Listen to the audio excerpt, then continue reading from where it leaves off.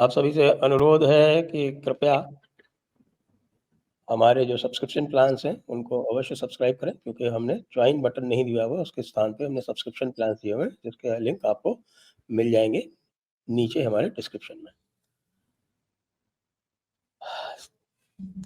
स्वागत कर रहे हैं हम सुमित तीर जी का। संजय सर नमस्कार, प्रणाम, तो साधुवाद। नमस्ते करते हुए सुमित तीर जी का स्वागत। और सुमित तीर जी से मैं पूछूंगा कि सुमित तीर जी, ये आपने क्या करवा रखा है? एक तरफ तो लेफ्टिस्ट जो है वो आपकी तारीफ कर रहे हैं। लेफ्टिस्ट गार्जियन जैसा न्यूज़पेपर जो है वो आके कहता है कि भाई आपने पता नहीं कितने, उन्होंने तो 20 का ही नाम लिया कि साहब कि 20 आतंकवादियों को पाकिस्तान में घुस के मार दिया। क्या बोलते हैं उनके तो लिए दुआ पढ़ी जाएगी।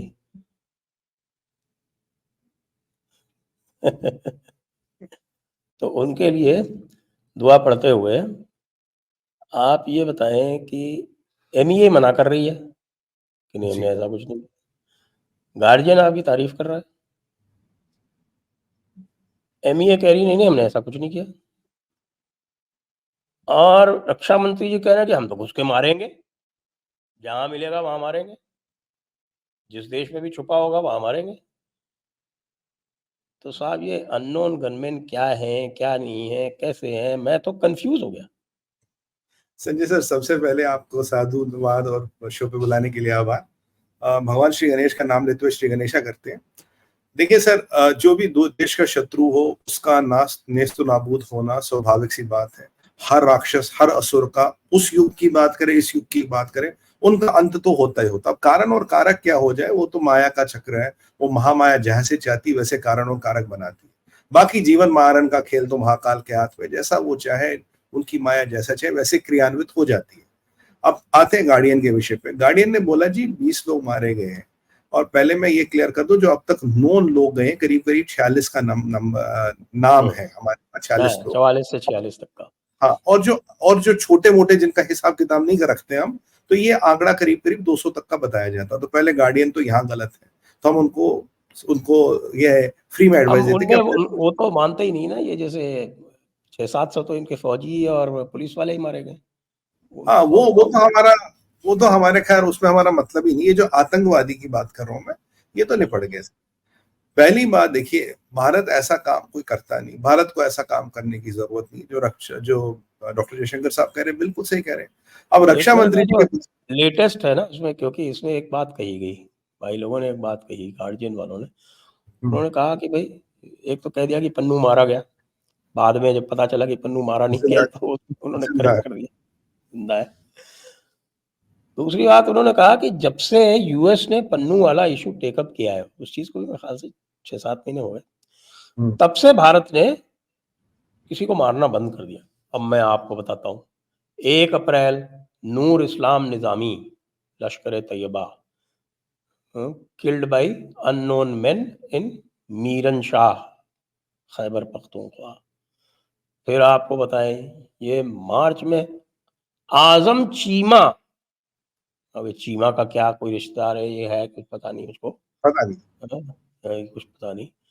और under suspicious circumstances he dies in Faisalabad Pakistan. ये टेररिस्ट है साहब जी। इसको भी बताते हैं, ये भी JM का है, जैश ए मोहम्मद का। आजकल जैश वाले ज्यादा जा रहे हैं, पहले जो था वो टारगेट एलईटी वालों पे, हाँ, एलईटी वालों पर, इक्के दुक्के हिजब वाले, वैसे भी हिजब वाले वैसे ही मरे हुए हैं, कोई बचा ही नहीं उनका। मरे हुए उनमें कुछ ज्यादा बचा नहीं है। सलाउद्दीन बचा बस। फिर एक जैश और एक लश्कर का जो है, उसी दिन जिस दिन हमारे आजम चीमा साहब रुखसत हुए, उसी दिन वो जो भाई साहब है वो मारे जाते हैं। और फरवरी में अननोन गनमैन ने 2 पाकिस्तान के आर्मी के लोगों को मार दिया। अननोन वो है जिसके कोई क्रेडिट नहीं लेता, यानी जी। इसका टीटीपी ने भी क्रेडिट नहीं लिया, तालिबान ने भी क्रेडिट नहीं लिया, अननोन गनमैन। फिर आप देखिए, इसी के 2 दिन पहले एक एसेट ऑफ ISI टेररिस्ट कारी इस्माइल ये मार दिया गया अफगानिस्तान में।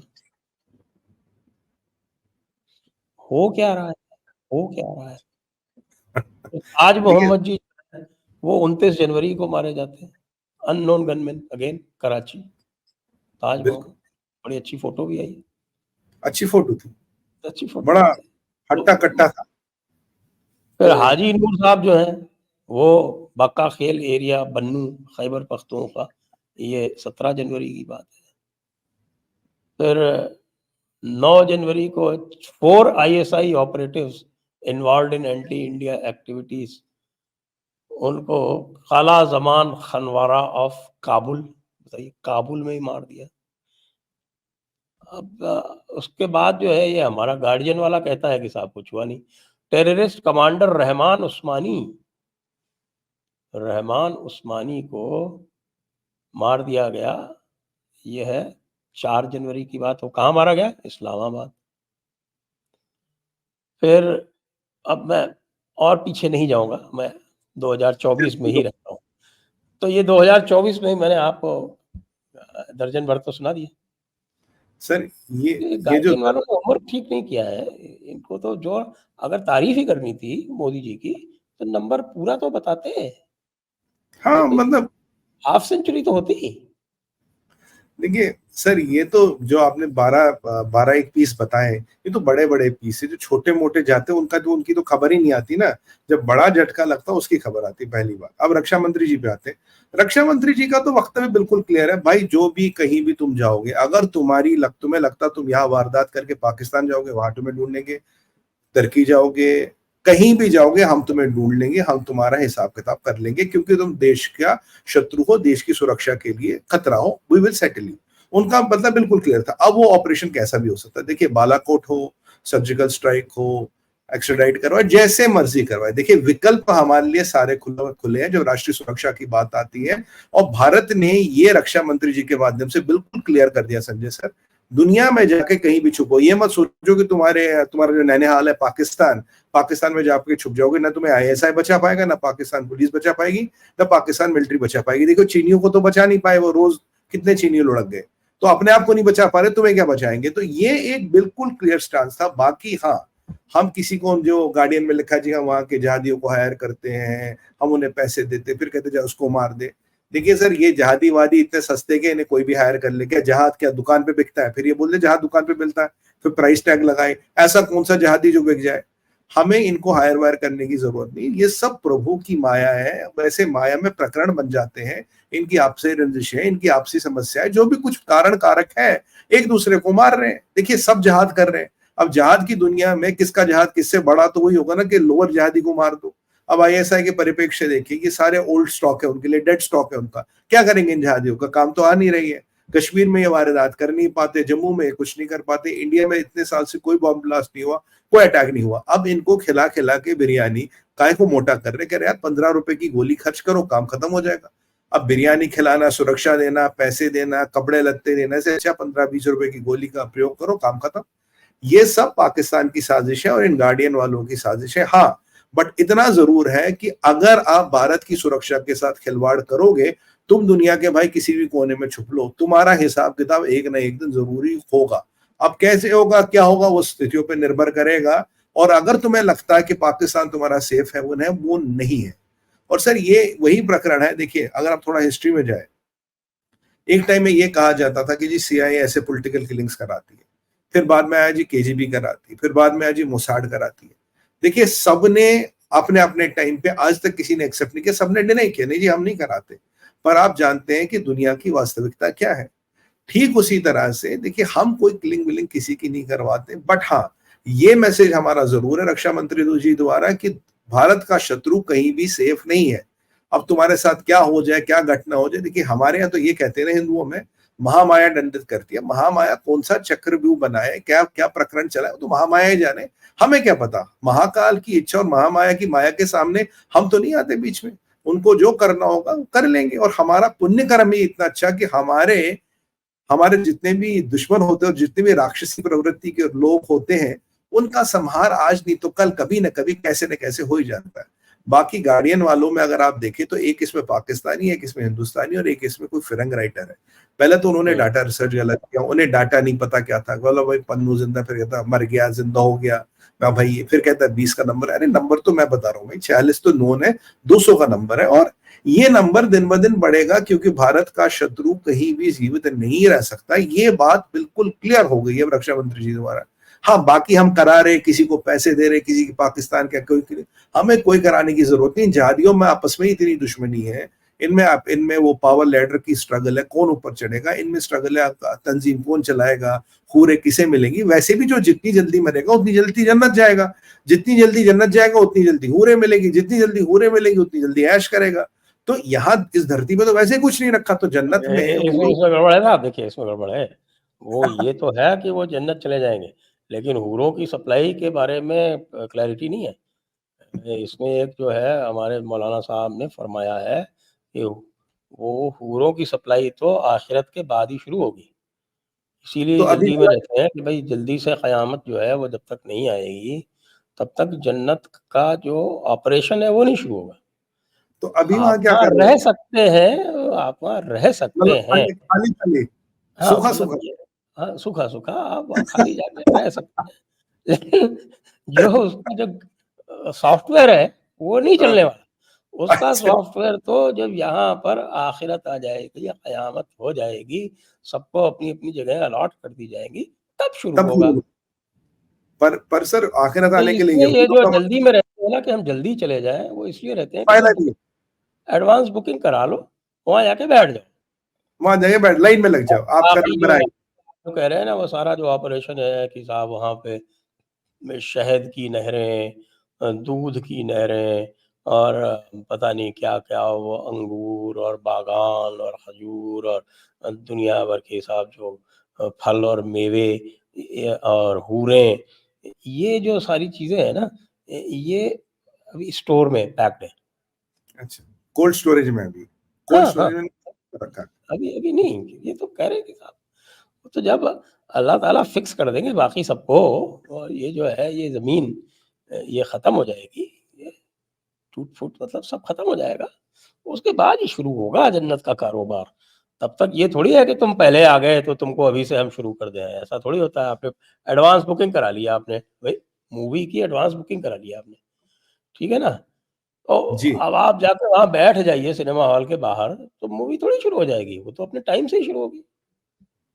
पर सर एक बात बताइए, पर आखिरत तो तब आएगी जब सारे यहूद मरेंगे, यहूद तो जिंदा है, यहूद अरे मरने का यहूद तो, और हनूद दोनों भाई, मतलब जब हनूद को भी जाना है। अच्छा, जब ये तक तो कि ये तो, पूरा पूरी दुनिया दीन की नहीं हो जाएगी, तब तक आखिरत आएगी नहीं। तो अब, इसीलिए योगी जी ने खड़े होके रिकॉर्ड पर है, हम्म, कोई ऐसा-वैसा की बात नहीं कर रहा, सुनी-सुनाई। ये रिकॉर्ड पर है आपके विधानसभा उत्तर प्रदेश के पटल पे योगी जी ने अनाउंस किया था। तो योगी जी ने अनाउंस किया था तो मानना पड़ेगा। उन्होंने हम्म, कहा था कयामत का दिन कभी नहीं आएगा। वो तो आएगा ही नहीं, बिल्कुल बिल्कुल तो 100% उन्होंने सहमत। कह दिया कयामत का दिन कभी नहीं आएगा, तो ये जो सब जो गाज़ी और शहीद बन के जा रहे हैं, ये बगैर मतलब अपना टाइम वेस्ट कर रहे हैं। तो इनको मतलब वो किया, वही वाली बात हुई, खाया पिया चारा ना, गिलास थोड़ा बाहर आना, चार आने की हाँ, मुर्गी का मसाला, तो कुछ मिला ही नहीं वहां पे, हूर भी नहीं मिली। बताइए आप। और सर आपको याद है जेएंडके में जब पहले पहले ये टेररिस्ट मारे जाते थे, तो इनकी पेल्विक बोन के आसपास एक प्लेटें पाई जाती थी, लोहे की प्लेट या कुछ प्लेट। तो हाँ, फिर जब वो कहते थे जब कि पहले साहब कि सामान मुबारक की हिफाज़त के लिए हमने इसको रखा हुआ है। वो पहले पहले आर्मी वाले हमारे परेशान हो गए, यार ये प्लेट यहाँ लगानी चाहिए थी, नीचे क्यों लगाई है? फिर पता लगा अच्छा अच्छा कि भाई जन्नत जाना है तो वहां कुछ सारे सिस्टम विस्टम इंटैक्ट होना चाहिए। नहीं, नहीं, अब उसको जो सामान मुबारक बोलते हैं। सीख लीजिए, आपको उर्दू की प्रॉपर जो है वो ट्रेनिंग नहीं हुई है आपकी। आप कैसे पीर हैं, आप कश्मीर के हैं और आपको उर्दू नहीं आती है, गलत बात है। सर सीख रहा हूँ, थोड़ी बहुत कोशिश कर रहा हूँ सामान मुबारक। तो ये उससे वहां का प्रकरण है, तो ये तो उससे फिर बेकार गए, ये तो बेकार गए वहां पे, ये तो लाइन में लगे बस। ये दिक्कत वाली बात तो है। अब उसके लिए क्या किया जाए? उसमें और भी कहते हैं कि साहब कि अगर आप जो है वो आपकी जो बॉडी है वो इंटैक्ट नहीं रहेगी तो आप वहाँ क्या करेंगे? ब भारी कन्फ्यूजन है। देखिए, मेरा भी सर कई बार घूम जाता है, लेकिन 100 बात की एक बात कि क़यामत का दिन अभी कभी नहीं आना है, तो तुम वहाँ बैठ के वेटिंग में कर क्या रहे हो इतने दिन से? नहीं, और जिसका अगर किसी का हाथ और एक पैर यहीं रह गया बम ब्लास्ट में या गोली लगने के बाद, तो वो एक हाथ और एक पैर लेके क्या करेगा वहां पे? उसका कोई प्रावधान है सर उसमें? क्या है उस बड़े परिस्थिति में? मज़े की बात सुनाता हूँ आपको, जी। 1965 की जो टैंक बैटल्स हुई थी, वो पाकिस्तान क्यों हारा? हम्म। क्यों जैसे ही ग्रेनेड लॉब करते थे, वो टैंक छोड़ के भाग जाते थे। बाद में पता किया कि भई ऐसे क्यों भाग जाते थे, क्योंकि हमारे यहाँ अगर कोई ग्रेनेड लॉब करता था, टैंक में आग-वाग लग जाती थी, तो वो पूरा टैंक को रेस्क्यू करने का कोशिश करते थे। पहले टैंक रेस्क्यू अ, और टैंक पूरा जल जाए उसके पहले कोशिश करते थे कि 2-4 गोले और ठोक दें हम। उनके तो आपने ग्रेनेड आस-पास भी फेंक दिया और थोड़ी-सी आग लगी, वो छोड़ के भाग जाते। तो भई पता किया गया, रिसर्च बैठी। अब रिसर्च पे बैठने की उस वक़्त ज़रूरत पड़ती थी। अब हमारे आपके जैसे विद्वान तो थे नहीं जो तुरंत बता देते कि अरे अहमकों, ये तो समझो कि अन्ना अगर आग में जल गया तो दोज़ख आगे जा। चला जाएगा। तो तो कहीं आग दिखती है, वो अब बताइए, आग से डरते हैं और लड़ाइयाँ लड़ेंगे, तो ये ऐसे कैसे होगा? नहीं, अभी तो एक और अच्छा प्रकरण देखने में आया संजय सर, ये जो इजराइल की एक वुमेन कमांडोज की टीम थी, जहां बहुत डेंसली पॉपुलेटेड ये जहादी थे हेल्ड अप है, तो वहां वुमेन कमांडोज को भेजा था इजराइल, और वुमेन कमांडोज के देखते ही स्फुर हो जाते थे। फिर मैंने इसका दिन के मैंने कहा ये वुमेन कमांडोज से इतना डरते क्यों है? फिर पता लगा औरत के हाथ से मर गए तो जन्नत नसीब नहीं होगी, फिर तो दोजख में यानी कि जहन्नुम में जाओगे। तो ये जहन्नुम में जाने के बहुत तरीके हैं इनके, कि औरत से मर गया, आग में जल के मर गया। पर अब भी सवाल वही रहता कि अगर आधा आधा पुर्जे यहाँ रह गए, तो आधे पुर्जे वहां नए मिलेंगे क्या? नए कोई प्रोडक्शन होगी पुर्जों की, वैसी रहना है, एक हाथ और इसके एक लिए पैर? आप इसके लिए आप तौक़ीर रज़ा साहब को तुरंत एक ईमेल भेजिए और उनसे दरियाफ़्त कीजिए। नहीं तो आप फ़तवा मुबारक माँगिए देवबंद से, वो बताएँगे कि इसका प्रकरण क्या है? विवरण क्या है। खाली पीर लिख दीजिएगा तो वो समझेंगे कोई मुसलमान है, तो वो फटाफट लिख देंगे। अगर कहीं सुमित पीर लिख दिया तो नहीं लिखेंगे आपको, कहेंगे अच्छा काफ़िर जो है आ गए हमारे इसके ऊपर, लाहौल विला क़ुव्वत। ये काफिरों की साजिश है, फिर तो काफिरों की साजिश दिखेगा। बोलेंगे काफिरों की साजिश है हमारे मॉडल को डिबंक करने की। अगर ये चीजें बाहर चली गई फिर तो कुछ मॉडल में हमारे बचेगा ही नहीं, फिर हम बोलेंगे क्या? पर एक बात तो अच्छी है सर, देखिए, ये जहां भी है ये हो खालिस्तानी हो। अब देखिए इटली में भी कुछ ऐसे इंसिडेंट हुए, कुछ जर्मनी में भी हुए हैं। ये जहां भी दुनिया में है इनका काम तमाम हो रहा है, और ये हमारी अब बहुत अच्छी स्ट्रैटेजी है।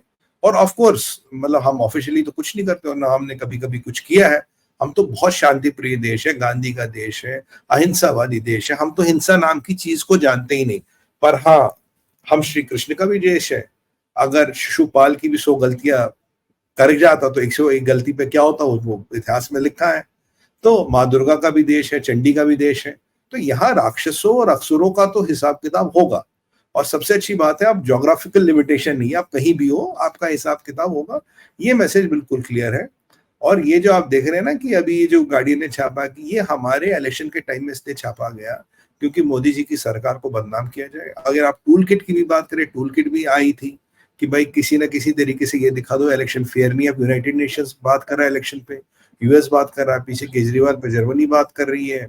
और अभी अभी ये अभी तो जयशंकर साहब ने उनको भी खैर जवाब दिया, भाई तुम ये क्या बातें कर रहे हो, क्या मतलब है तुम्हारा?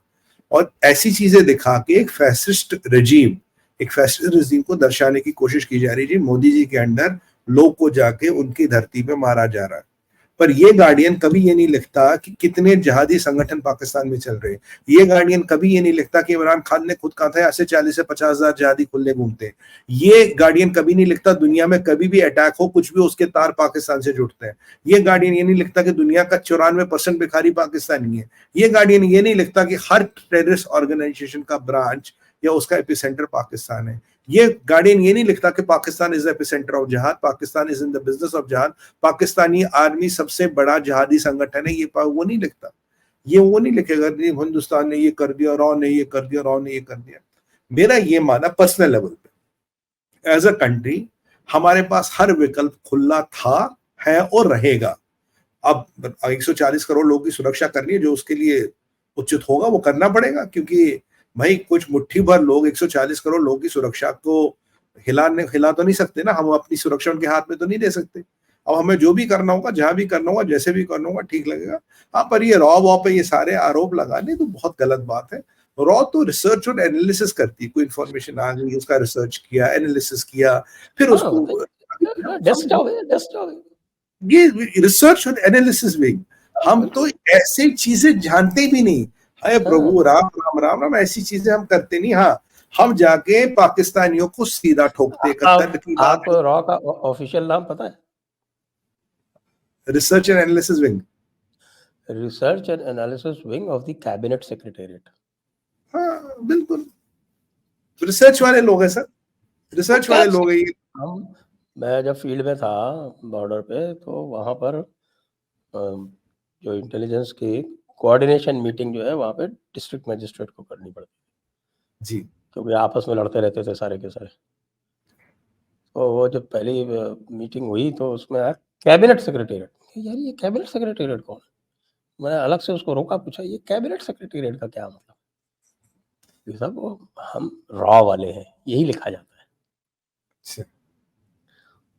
तो लेकिन ये बताइए कि ये इतने बुद्धिमान लोग हैं, ये इलेक्शन में इंटरफेयर करना चाहते थे, ये इलेक्शन को अफेक्ट करना चाहते थे। कांग्रेस ने कूद के आलोचना भी कर दी मोदी जी की और सरकार की, कि उन्होंने बताइए जो है वो इतने होनहार आतंकवादियों को और पाकिस्तान में घुस के मार दिया। पाकिस्तान उसकी कांग्रेस ने उसकी आलोचना भी कर दी। पाकिस्तान ने अभी तक नहीं की है, कांग्रेस ने कर दी पहले आगे बढ़ के। सर कांग्रेस तो तो ये जो पाकिस्तान से है, ये मोदी जी को वो पुलवामा टाइप का एक तोहफा देना चाहते हैं क्या, इशू देना चाहते हैं क्या? सर देखिए क्या ये जो करना चाहते देखिए पहले हैं? इससे पाकिस्तान की बात। इससे तो सारे के सारे जो है वो लोग बाग तो खुश हो रहे हैं। पब्लिक तो कह रही ये है मोदी 56 इंच वाला, ये है असली 56 इंच। सर देखिए सबसे पहले पाकिस्तान की बात तो करें, मतलब ये पाकिस्तान लेफ्टिस्ट का दिमाग बिल्कुल ही पैदल हो गया है क्या? गया। सर पहले पाकिस्तान की बात करें, पाकिस्तान में विडंबना ये है कि ये सारे के सारे ड्रेडेड आतंकवादी है, खूंखार आतंकवादी। अगर पाकिस्तान कहता है खुद, हाँ जी ये आतंकवादी यहाँ थे और इनको किसी ने आके यहाँ मारा एलिजिडली, रॉ वॉटएवर, तो एक बात बताइए, तो तुम्हारे यहाँ ये आतंकवादी कर क्या रहे? तुम तो फिर एफएटीएफ की ग्रे लिस्ट में चले जाओगे, क्योंकि अगर तुम्हारे यहाँ खूंखार आतंकवादी और तुमने कहा हमने आतंकवाद का सफाया कर दिया, तो तुम खुद लिस्ट में चले जाओगे। तुम सेंचुरी ऑफ टेरर प्रूव हो जाओगे और तुम दुनिया में एपिसेंटर ऑफ टेरर प्रूव हो जाओगे। इसीलिए तो पाकिस्तान नहीं बोल रहा है, कांग्रेस बोल रही बोल है। ही नहीं रहा, पाकिस्तान बोल ही नहीं रहा, जिसके यहाँ कुछ घटना हो कह रहा हमारे तो कुछ हुआ ही नहीं। वो तो इधर उधर से खबरें आ जाती हैं, ट्विटर सोशल मीडिया पे डिजिटल मीडिया पे बात करते हैं, पाकिस्तान कहता है इतने तो कुछ हुआ ही नहीं सी, मैं तो जानता ही नहीं सी कौन किसकी बात कर रहे हो। पहली बात। अब कांग्रेस वाले जो है, Congress is good for shooting itself in the foot. वो ये ऐसे लोग हैं, बालाकोट का प्रूफ दो, उरी का प्रूफ दो, और इन्होंने पाकिस्तान से आगे चढ़ के पाकिस्तान की वकालत कर ली। मुझे लगता है पाकिस्तान ने कांग्रेस को अपना वकालतनामा दिया, भाई तुम हमारी वकालत करो। और ये कांग्रेसी इतने बेवकूफ है, जाके कह रहे कि जी मोदी ने ये किया, मोदी ने ये किया, इसकी निंदा की, इसकी तुष्टि की। एक बात बताइए, जब मनमोहन सिंह जी का टाइम था, आज बम अलीगढ़ में, दूसरा अजमेर में, तीसरा आजमगढ़ में, चौथा बेंगलोर में, पांचवा चेन्नई में, ऐसे बम फूटते थे। आज 5 बम, आज 10 बम, आज यहाँ। जब से मोदी जी आए 2014 में, कुछ हुआ है क्या? कुछ तो ठीक किया मोदी जी ने, कहीं तो काम किया है। और ये जो मोदी जी की रणनीति है, जैसे भी उसको मैनेज कर रहे हैं, खैर उनके पास विकल्प सारे खुले, जैसे भी उसको मैनेज कर रहे हैं, और करना भी चाहिए। देश में कोई भी बम धमाका, कोई भी ऐसी सुरक्षा संबंधित घटना नहीं हुई है पब्लिक के साथ जिसको लेके हमें कोई आक्रोश हो। इस चीज को कांग्रेस हाईलाइट नहीं करी। अगर जहादियों को उनके अंजाम तक पहुंचाया जा रहा है तो राहुल गांधी को क्या तकलीफ है? अगर जहादियों को उनके अंजाम तक पहुंचाया जा रहा है तो सोनिया गांधी को क्या तकलीफ है? अगर जहादियों को उनके अंजाम तक पहुंचाया जा रहा है तो खरगे जी को क्या तकलीफ है? खालिस्तानियों का अगर द एंड हो रहा तो इनको क्या तकलीफ है? इनको पाकिस्तान से इतना प्यार क्यों है? इनको खालिस्तानियों से इतना प्यार क्यों है? इनकी और आईएसआई की बोली और भाषा सेम क्यों है? या आईएसआई वाली बोली क्यों करते? देखिए आईएसआई कहता है 370 जी हटा दो, कांग्रेस भी लगभग लगभग ये कहता है 370 हटा दो। आईएसआई कहता है सर्जिकल स्ट्राइक नहीं हुई, कांग्रेस कहता प्रूफ दो। आईएसआई कहता है 370 हटा दो बालाकोट, नहीं, 370 वापस ले आओ। हाँ वापस ले आओ ना, वापस ले आओ। ये क्या मतलब ना, सॉरी 370 वापस ले आओ। अब ये वो कहते हैं कि जी बालाकोट नहीं हुआ, ये भी कहते हैं बालाकोट का प्रूफ दो। तो इनका जो आईएसआई से वही वाली बात है, ये रिश्ता क्या कहलाता है, इनका कुछ तो रिश्ता है आईएसआई के साथ, जो ये हमेशा उनकी ही राह गलापते। अभी पाकिस्तान अपना साइड नहीं रख पा रहा क्योंकि वो एफएटीएफ में फंसेगा। उसका वकील आ गया कांग्रेस, वो कह रहा जी ये हम बड़ी आलोचना की। मुझे बताइए राष्ट्रीय सुरक्षा में जिस किसी ने जो कुछ भी किया उसको सैल्यूट। मतलब आई अप्रिशिएट दोज मैन जिन्होंने जहां से भी किया, जो भी किया, मुझे नहीं, वैसे हमने तो कुछ कराया नहीं, जिन्होंने जो भी किया खुद से, we salute those man and this is what the country like in India should be capable of. हम अपने दुश्मनों को दुनिया में कहीं भी उनका हिसाब किताब करने का के काबिलियत रखनी चाहिए। तरीका और तजवीज कुछ भी हो, that is not important, but दुश्मनों के दिल में जब तक डर नहीं होगा, जब तक आजकल फ्राइट नहीं होगा, तो तब तक कैसे काम चलेगा। आजकल पाकिस्तान के सारे मुल्ला मौलाना ये जितने भी टेररिस्ट हैं, इनकी आपको बताऊं इनकी सुरक्षा डबल कर दी गई है। क्यों? इन्हें डर लग रहा है, आजकल पानी पीने से भी इन्हें डर लग रहा, पानी में कुछ ना मिला दियो, खाने में कुछ ना मिला दियो।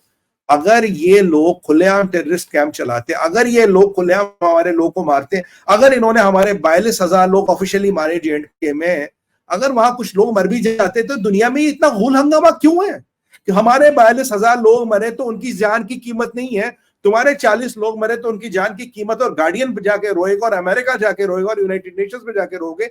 अब मैं पाकिस्तानियों, मैं जबान पे कंट्रोल कर रहा हूं, अगर पाकिस्तानियों जहादियों तुम्हारे पास कोई प्रूफ है तो ये पापा गार्डियन को क्यों दे रहे, जाके यूएनएससी में दो ना, जाओ इंटरनेशनल कोर्ट ऑफ जस्टिस रखो, वर्ल्ड फोरम्स में रखो, G20 में रखो, उधर उन फोरम्स में प्रूफ दो। तुम्हारा क्या है प्रूफ? ये है कि तुम एपिसेंटर ऑफ जहाद हो, प्रूफ ये है तुमने लाखों लोगों को मरवाने की साजिश की अब तक, प्रूफ ये है कि तुम पैसे लेके अपने बच्चों को मरवाने का काम करते हो, प्रूफ ये है तुम पैसे लेके अपनी बेटियां बेचते हो। सब तुम्हारी हकीकत ये है, तुम्हारे जैसे मुल्क की, तुम्हारे जैसे शहरियों की, तुम्हारे जैसी नस्ल की कोई औकात ही नहीं है भाई, कोई औकात ही नहीं है।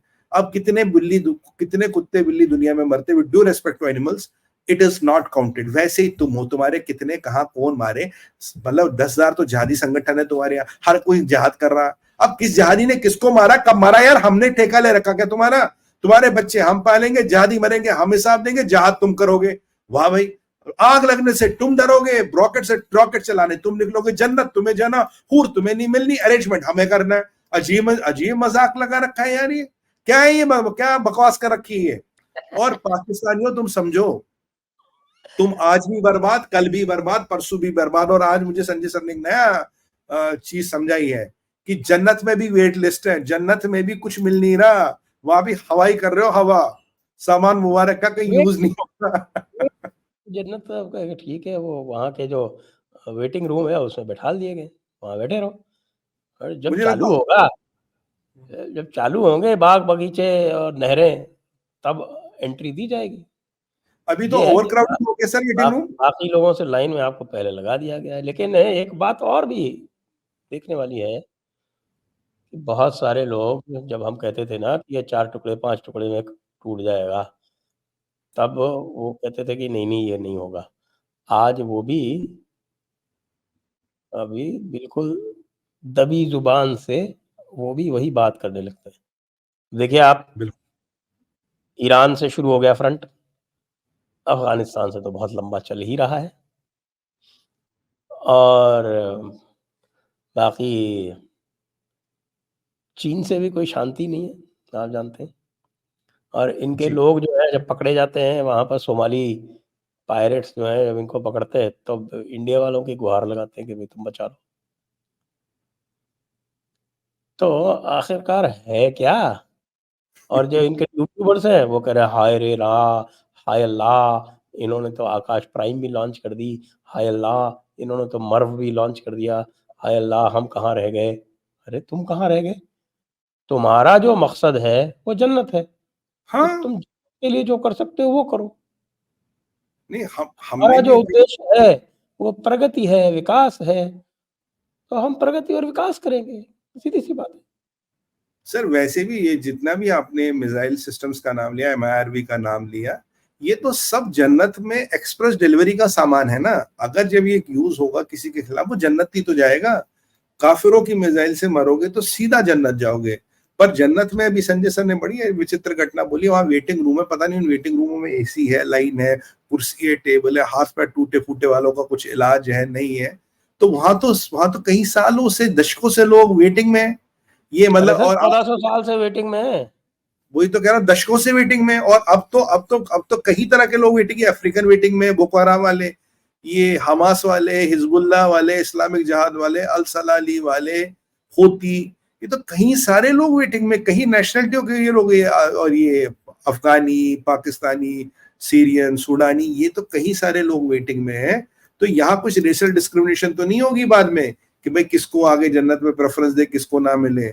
और ये अब ये पता नहीं होरे भी किस प्रवृत्ति की, कितने प्रकार के लोग ये संभाल पाएंगे, ये भी सोचना पड़ेगा। कहानी ये है सर, पाकिस्तान की एग्जिस्टेंस अब खत्म हो चुकी है। 4-1 महीने में ये हाथ खुद उठाएंगे, भाई हम दिवालिया हो गए, अब हमसे मुल्क नहीं चलेगा। और यही इनके टूटने का सबसे बड़ा कारण बनेगा। मोदी जी ने बोला था कि मैं तुम्हारे हाथ में कटोरा रख के, पाकिस्तान हर जगह भीख मांगेगा, मैं तुम्हारे हाथ में कटोरा पकड़ा दूंगा, तुम्हें भीख मांगने पे मजबूर कर दूंगा, ये मोदी जी ने कहा था। याद करो मोदी जी ने कहा था। और अगर तुम्हें लगा, पता है आपने, हाँ आज यहाँ राजस्थान में पुष्कर में जनसभा थी जी, आज मोदी जी ने ये कहा है कि जो किसी जमाने पर हम पर हमला किया करते थे, वो आज आटे की भीख मांग रहे हैं। और गजब सर। और कल वाला आप देखिए, चूरू में थे शायद कल ये बोला कि ये जो आप देख रहे हैं, मोदी ने ये किया, मोदी ने कह रहे ये तो अभी एपिटाइजर है, मेन कोर्स तो बाकी है। अब सुनो आईएसपीआर के ब्रिगेड वालों, मेन कोर्स अभी बाकी है। किसी मोटे की चेहरे का रंग उड़ गया होगा, वो समझ लो आप मेन कोर्स में क्या क्या आएगा। बेटा बात सुन, अभी ये 4 जून का इंतजार कर। और मोदी जी ने एक और चीज कही थी भी, इंडिया टुडे का कॉन्क्लेव या कुछ था, कह रहे कि 4 जून के बाद आप तैयार रहिए, क्योंकि ताबड़तोड़ काम आने वाला है। तो यानी कि मतलब 4 जून से ही तुम्हारा सारा सिस्टम है वो टूटने वाला है। जून में मोदी जी शपथ लेंगे, 4 जून को, 6 जून को, 7 जून को, जब भी होगा। और उसके बाद ही आप अपना डे एंड करना शुरू कर देना, क्योंकि अब की बार इस मोदी 3.0 में मोदी जी ने एक शपथ ली है कि किसी को नहीं छोड़ना। अब किसी को, चाहे वो अंदर वाले हो, यहाँ वाले हो या 0.5 वाले हो, हर एक की शामत आने वाली है। भाई पाकिस्तानियों, तुम भी तैयार हो जाओ। तुम जो आजकल प्रोग्राम बना रहे हो ना, मोदी जी क्या करने वाले हैं, कहर बरपेगा पाकिस्तान पे, बर्बाद होगा पाकिस्तान, खत्म होगा पाकिस्तान, तुम टुकड़ों में बढ़ जाओगे। तुम जो पलायन कर सकते हो, जहां अभी 2-2.5 महीने का टाइम है, जो अमेरिका भाग सकता भागो, फ्रांस, जर्मनी, यूके, जहां भाग सकते हो भागो। उसके बाद भीख मांगने लायक भी हम तुम्हें नहीं छोड़ेंगे, क्योंकि तुम्हें अब भीख भी कोई नहीं देगा। और याद रखना, पूरे मुसलमान उम्मा से कोई तुम्हारी मदद करने नहीं आ रहा। Ummah has also given upon you, तुम्हारे नाम की पर्ची काट चुका। उम्मा कहता है भाई ये किसी काम के नहीं है।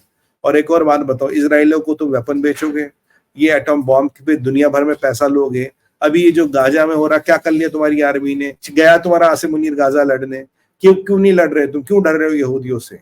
तुमने कौन सी जंग में, इस्लाम की जंग में कंट्रीब्यूट किया? पूरे उम्मा से पैसे लिए तुमने इस्लाम और इस्लामिक बॉम्ब पे। कहाँ कंट्रीब्यूट किया? कहाँ सिपाही भेजा तुमने? कहाँ हथियार भेजा तुमने? कम से कम अपने ये डिस्पोजेबल जिहादी भेज देते, कहीं वो भी नहीं भेजे तुमने।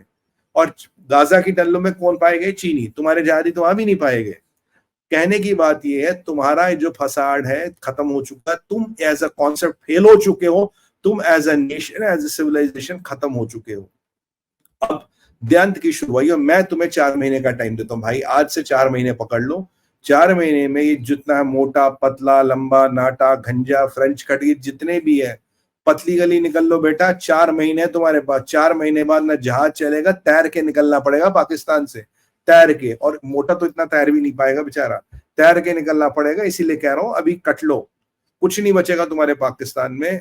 और अगर तुम सोचते हो तुम गजवाए हिंद करने आओगे, वो ख्वाब अब तुम्हारी मैयत में और तुम्हारी 100 पुश्तों की मैयत में ही जाएगा।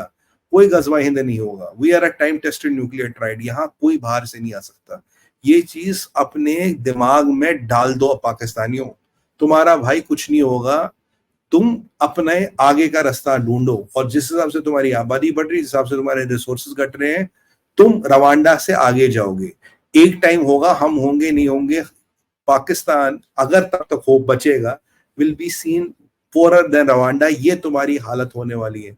तुम्हारे जनरलों ने तुम्हारी जर, जमीन, जोरू तीनों बेच दी है, तुम्हारी अजमत बेच दी है, तुम्हारी कैफियत बेची है, तुम्हारा जो धर्म है इसका भी सौदा कर लिया उन्होंने, जो इसको हाईएस्ट पैसे मिल रहा है। तुम यहूदियों से पैसे लेते हो, तुम हनूदों की भीख पे जिंदा हो, तुम अमेरिकनों से पैसे लेते हो, तुम IMF से पैसे लेते हो, और बात करते हो इस्लाम की, बात करते हो पाकिस्तान की, बात करते हो निजाम मुस्तफा की, बात करते हो गजवाए हिंद की, और हर काफिर से जो दुनिया में उससे इमदाद और पैसे लेते हो। ये तुम्हारी हकीकत है, ये तुम्हारी, मतलब कहते हैं ना कि राम नाम जपना पराया माल अपना, हमारे एक कहावत है, डोंट टेक इट लिटरली। मैं कह रहा हूं कि तुम काफिरों की भीख पे जिंदा हो और बात करते हो इस्लाम की, गाजी, गजनवी और गजवा हिंद की। अपनी शक्ल शीशे में देखो और चुल्लू भर पानी में डूब मरो। तुम्हारी नस्ल ही ऐसी है, तुम धोखेबाज और मक्कार हो। तुमने अपनी कौम को धोखा दिया है, तुमने अपने असमत को धोखा दिया, ये तुम्हारी कहानी है। तुमने पूरे उम्मा को धोखा दिया, जिनसे पैसे जिंदगी भर लिए, जब उस उम्मा को तुम्हारी जरूरत पड़ी तुम सीन से गायब हो। तुम्हारा मुनीर गायब है, ढूंढ रहा डॉलर कहां मिलेंगे, पैसे कहां मिलेंगे। मैं जर्मनी में या ये वॉशिंगटन USA में, वर्जीनिया में मेंशन कैसे लूंगा। और मैं आज आपको डिक्लेयर कर रहा हूं संजय सर, जैसे मुनीर रिटायर होगा वर्जीनिया में इसके पास मेंशन होगा और उसके पैसे इसको CIA ने दिए होंगे। CIA के दिए हुए मेंशन और दौलत पे रहेगा, एक आध शादी वादी और कर लेगा, 2-3 गर्लफ्रेंडे रखेगा, ऐश करनी मुनीर ने भी बाकी सबकी तरह, और तुम पाकिस्तानियों वहीं मरोगे। और ये जो प्रोपेगेंडा का जाल तुम यूट्यूब पे चला रहे हो भाई, इसका भी टाइम खत्म हो गया, ये चलने वाला नहीं है। कोई ट्रेड वेड तुम्हारे साथ नहीं हो रहा, ट्रेड की बात छोड़ो। ये देखो कौन सा कहर बरपेगा तुम पे 4 जून के बाद। टाइम ज्यादा नहीं है बेटा, 2.5 महीने है, निकल लो। 4 जून के बाद मोदी जी अब की बार नहीं छोड़ेंगे। पाकिस्तान नाम की टेंशन को हमें द एंड करना है और परमानेंटली करना, और जो भी करना पड़ेगा उसके लिए करेंगे। यहाँ चाइना कांपा पड़ा है, यहाँ दुनिया कांपी पड़ी है, तुम्हारा तो कोई औकात ही नहीं है। तुम ऐसे लोग हो जिनको खाने को रोटी नहीं है, पीने को पानी नहीं है। और अब इंडस वाटर ट्रीटी में जिस दिन हमने तुम्हारा पानी रेगुलेट कर दिया और बंद कर लिया, पीने को लिटरली पानी भी नहीं बचेगा पाकिस्तान में। और भारत से बराबरी करना। आप क्यों उनका दिल दहलाते हैं? इंडस वाटर ट्रीटी का तो नाम सुनते ही आजकल उनका दिल दहल जाता है, और वैसे दिल दहलना नहीं चाहिए, क्योंकि उनको तो जन्नत जाना है। जन्नत में तो पानी वानी जो है अनलिमिटेड है। लेकिन एक बात और बताते हैं आपको, आप तो गजवाए हिंद की बात कर रहे हैं, इस वक्त वो तो गजवाए अरब की बात करने लगे। एक मौलाना है, बड़े हाँ, मौलाना, हाँ, जावेद अहमद गामिदी, मॉडरेट माने जाते थे। तो ये आतंकवाद के खिलाफ बोलते रहते थे, तो उनको जो है इतना परेशान किया कि पाकिस्तान से भाग गए, मलेशिया चले गए। अब सुनते हैं US पहुंच गए। तो जनाब जो है, जिसको कहते हैं ना, उनका सारा मॉडरेशन जो था वो उस वक्त हवा हो गया जब अबू धाबी में मंदिर का उद्घाटन हो गया। अच्छा, और तब से वो बोल रहे हैं कि ये जो ज़मीन है, ये पाक जो अरब ज़मीन है, ये अरबों की मिल्कियत नहीं है केवल, ये पूरी उम्मत की मिल्कियत है। और ये अरब कौन होते हैं यहाँ पर? हमारे नबी हुजूर की हिदायत के इख्तिलाफ में यहाँ पर ये मंदिर बना रहे हैं, जबकि उन्होंने पूरी तरह से शिर्क को ख़त्म करने की कसम खाई थी। बताइए, आप ये कह रहे हैं कि ये पूरी उम्मत की है, हम इसके ऊपर कब्ज़ा करेंगे, क्योंकि ये जो अरब जो हैं ये हिंदू बनते जा रहे हैं। अब मैं मौलाना साहब को एक चीज बोलूंगा। मौलाना साहब अभी तो इफ्तिदाई इश्क है, रोता है क्यों, आगे आगे देख होता क्या है, होता है क्या। अगर भविष्यवाणिका की बात करें, एक टाइम में ये भी प्रेडिक्टेड है कि अरब में हिंदू बादशाह होगा। ये प्रेडिक्शन है, अब कब होगा कैसे होगा हम होंगे नहीं होंगे, पर ये प्रेडिक्शन है। और अब तक की सारी प्रेडिक्शनें लगभग सही आ चुकी है उसकी। भाई वहां पे हमें आर्काइव्स का एक्सेस मिला है, आर्काइव्स का एक्सेस हमें मिला है, तो जब हम आर्काइव्स को छानेंगे देखेंगे, वहां पेंगुइन गॉड्स, 3 गॉड्स की वर्शिप अलाउ हो गई है। हम उनका आर्काइव्स को देखेंगे तब वहां उन्हें पता लगेगा कि वहां है क्या। और एक बात बताइए, सनातन धर्म को रोकने से कोई नहीं रोक सकता। दुनिया को पता, सस्टेनेबिलिटी और सनातन सिनोनिम्स। अगर दुनिया को फलना है, फूलना है, जीना है, तो उसको सनातन की शरण में आना ही पड़ेगा। मौलाना साहब, जमीन अरबों के बाप की नहीं है, पर तुम्हारे बाप की तो डेफिनेटली नहीं है। तुम तो पहले ये निकाल, पहले अपनी अम्मी जान से ये पूछो कि अब्बा जान का नाम क्या, असली अब्बा जान का नाम क्या है, क्योंकि ये भी तुम्हारा डाउटफुल है कि कौन अब्बा है, क्या है। और दूसरी बात है, अरबों को इस्लाम सिखाने की कोशिश मत करो, क्योंकि तुम्हारा जनरल अभी ज़कात मांगने वहां गया होगा और जो एक तारिक फतेह बड़ी अच्छी बात कहता था, वो कहता था ये नहीं पता हमारे यहाँ छोटा मुल्ला कब वो जाग जाए। तो इनकी प्रवृत्ति वही है, इनके यहाँ छोटा मुल्ला जग गया है और इनको ये तकलीफ हो रही कि सनातन धर्म और मोदी जी के नेतृत्व में जो प्रचंड सनातन की ध्वज पटाखा विश्व के हर पटल पे लहरा रही, इससे इनको तकलीफ है। मंदिर से तकलीफ नहीं है कि ये हिंदुओं का वर्चस्व दुनिया भर में इतना बढ़ गया, इस्लामिक कंट्रियों में इतना बढ़ गया मोदी जी के नेतृत्व में, कि हम कहा जाएंगे अगर आप अरब मंदिर बनाने देंगे तो हम इस्लाम की डुगडुगी बजा के पैसे कहां से कमाएंगे? अब किस क्षेत्र में जाएंगे? अरबों से इनको इसलिए प्यार था क्योंकि अरबों के पास पैसा था। अरब इनको ज़कात देते थे, अरब इनको ट्रिलियंस ऑफ डॉलर देते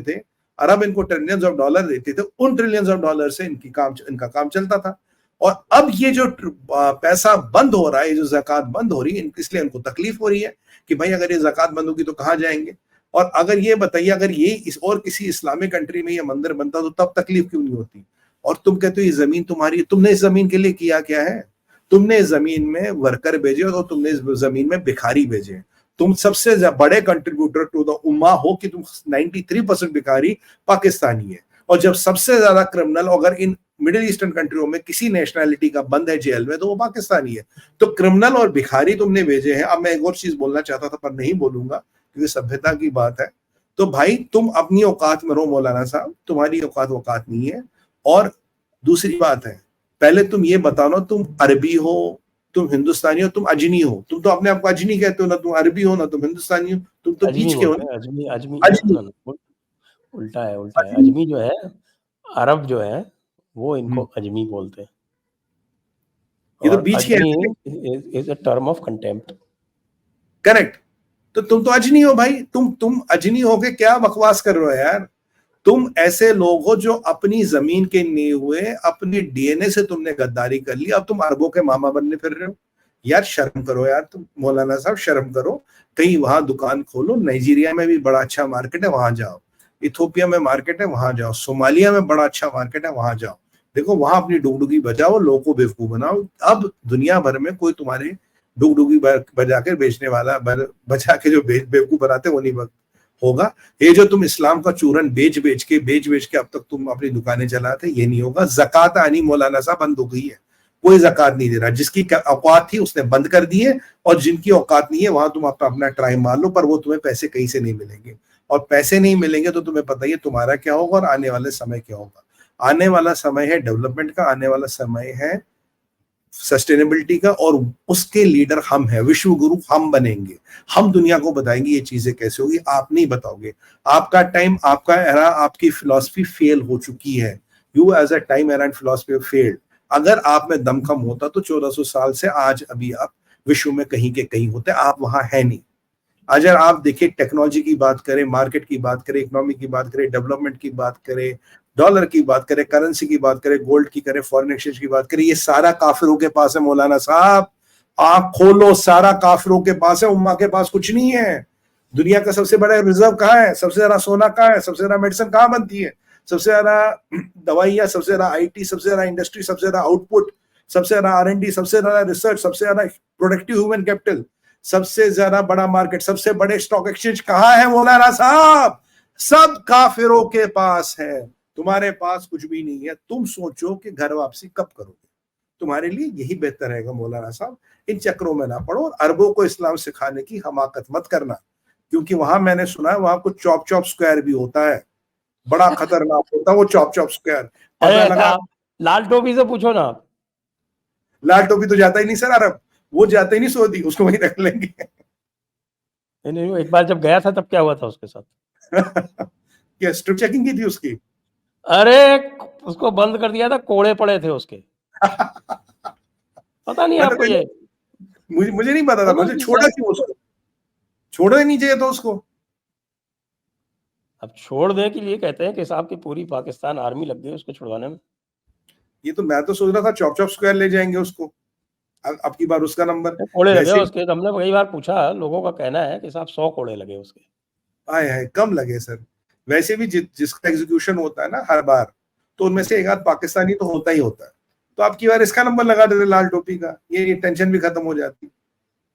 पर उन्होंने, अरबों ने सोचोगा अरे यार ऐसे तो हर कोई वहां लाल टोपी है, किस किस को निपटाएंगे, क्या क्या करेंगे, वो ओवरलोड हो जाएगा सिस्टम। कह रहे यार जाने दो यार, पाकिस्तान तू वहीं गंद मचा भाई, जा जा पाकिस्तान, जा वहीं गंद मचा, वहीं कर जो करना है।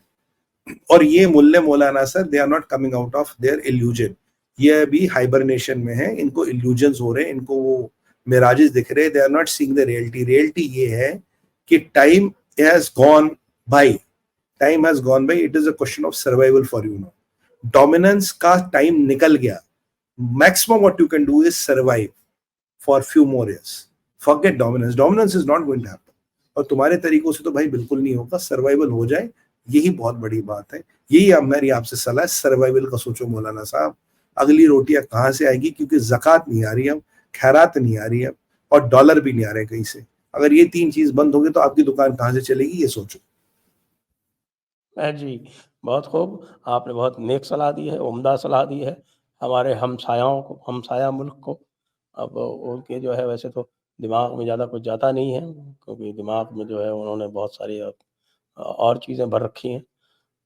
तो इसी सलाह के साथ मुझे लगता है कि आज की जो ये चर्चा है, उसको हम यहीं विराम दें। इतना आज के लिए डोज़ इनके लिए काफ़ी है। आगे का फिर कभी करेंगे। आपको सुमित पीर जी, आपको भी बहुत-बहुत धन्यवाद। जय हिंद, जय भारत, वंदे मातरम। संजय सर, जयपुर डायलॉग के माध्यम से इन्हें हर हफ्ते एक आध डोज देती रहनी पड़ती है, नहीं तो ना इनका बीपी और इनका शुगर और इनका जहाद का मीटर ऊपर जाने लगता। तो जब डोज मिलती है तो कुछ दिन ये गोली का काम करता है, हफ्ते भर तक इफेक्ट रहता है, हफ्ते भर बाद फिर इनको शीशा दिखाना पड़ता। इसी के साथ संजय सर आपका साधुवाद, सभी दर्शकों को प्रणाम। भारत माता की जय, वंदे मातरम और हर हर हर हर हर हर महादेव।